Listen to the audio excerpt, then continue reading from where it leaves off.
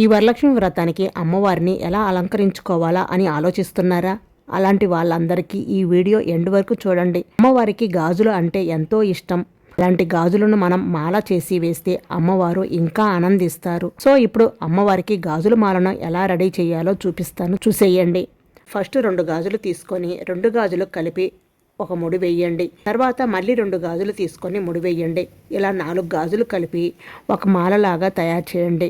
అలాగే రెండో వైపు కూడా ఇలాగే మాలలాగా తయారు చేసుకోవాలి. 4 గాజులు కలిపి ఒక మాలలాగా తయారు చేయండి.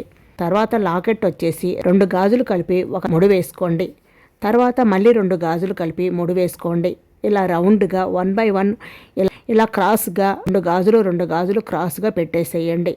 గమ్ముతోటి అంటించేసేయండి, లేదా దారంతో కట్టేసుకున్నా ఇది గట్టిగా ఉండిపోతుంది. చూడండి, హారం అయితే రెడీ అయిపోయింది. చూడండి ఎంత బాగుందో కదా. ఈ వరలక్ష్మి వ్రతానికి ఇలా గాజుల మాల రెడీ చేసి అమ్మవారికి వేయండి, చాలా సంతోషిస్తారు. వీడియో నచ్చితే లైక్, షేర్, సబ్స్క్రైబ్ చేసుకోండి. Thank you.